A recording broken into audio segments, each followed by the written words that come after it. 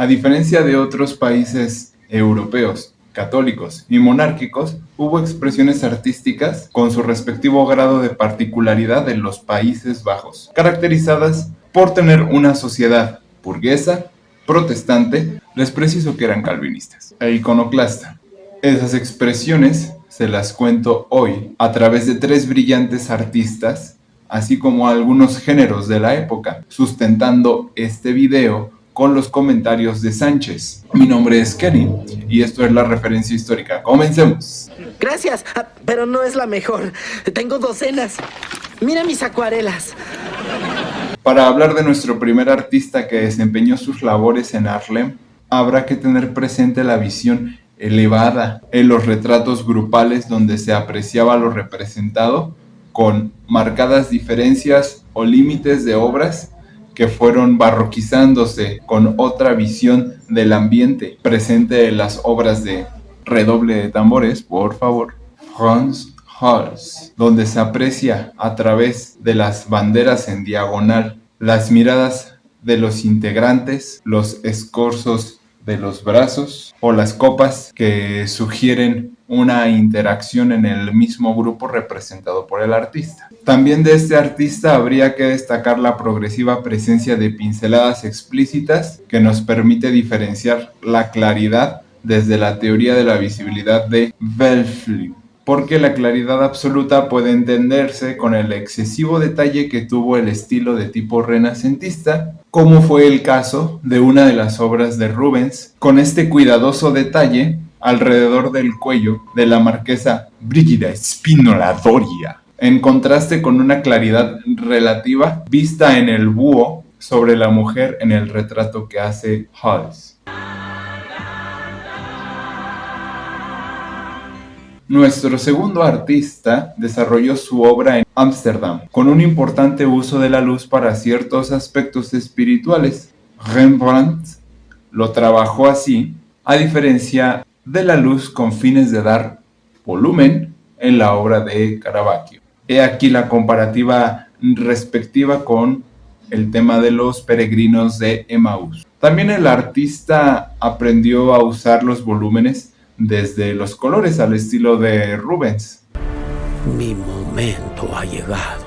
Viéndose presente en el respectivo ejemplo del descendimiento de la cruz. Incluso Rembrandt vio desplazada su propia obra con la implementación de cambios tanto en su pintura por la introducción de la mancha explícita como por el cambio del gusto neerlandés hacia el estilo francés con el ejemplo de la conspiración de Claudius Civilis, porque las autoridades que encargaron la obra retiraron de donde había sido destinada. Justamente el hecho de haber representado a ese personaje es un ejemplo muy importante para nosotros porque fue uno de los testimonios que fomentaría el interés de retratar el pasado de las naciones a través del arte. Nuestro tercer artista trabajó en Delft tratando obras con un fuerte contenido moral o alguna enseñanza.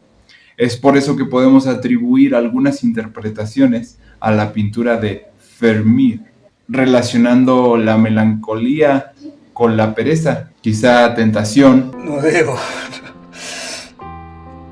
pero necesito hacerte el amor. Y por lo tanto con el pecado, cuando algún personaje coloca su mano apoyada en la cabeza, o la vanidad representada a través de la mujer probándose un collar frente al espejo. El artista tuvo un interés con la luz, copiándola a través de puntos para constatar su interés en la misma. De hecho, comienza con una paleta de colores cálidos y termina enfriándose esos colores. Esto es apreciable en la obra de la dama tocando ante el virginal, dejándose de lado los puntos que abundaban en otras obras. También destaco el uso que le dio al trampantojo a través de representar en el cuadro una cortina que usualmente usaba frente al mismo para protegerlo o el reverso mismo de uno de estos. Previo a detallar los géneros, hay que tener presente la influencia del árbol de Porfirio para clasificar el arte a través de una jerarquización en géneros menores, que básicamente se ocupaba de tratar la naturaleza, y mayores, con imágenes en relación a lo humano, mitológico, religioso e histórico, que determinó en cierto modo las dimensiones de las obras. Explicado lo anterior, paso a referir al toni, un género sumamente expresivo de la persona representada, en ejemplos como el niño sonriente de Hals o el propio autorretrato de Rembrandt. Incluso este género se repite en otros contextos artísticos. Respecto al género del paisaje, hubo durante la década de 1630 en la zona Gente de zona. poco uso de colores diversos en las obras a cambio de una riqueza tonal del ambiente con orientaciones naturalistas y un formato horizontal, hasta la llegada del gusto francés a las representaciones artísticas de la fase tonal con la inclusión de su temática clásica y el formato vertical. De hecho, el gusto francés del paisaje en el pincel de Laurent tendrá un vínculo narrativo con el paisaje para justificarlo, como en la embarcación de Santa Paula, a través de una idealización permanente en la representación, con la misma búsqueda de equilibrio como en las representaciones barrocas de Poussin.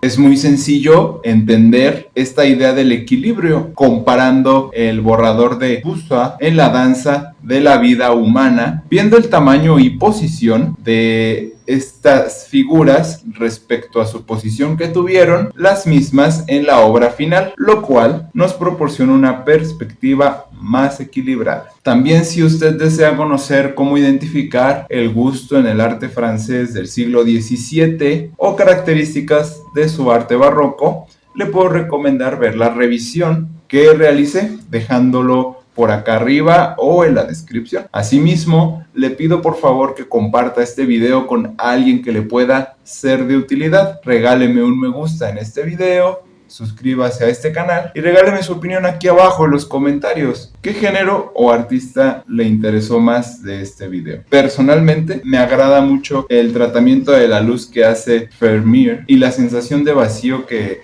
repetidamente me deja reflexionando, un subgénero que aún me falta por contarle. Así que continuemos ahora mismo.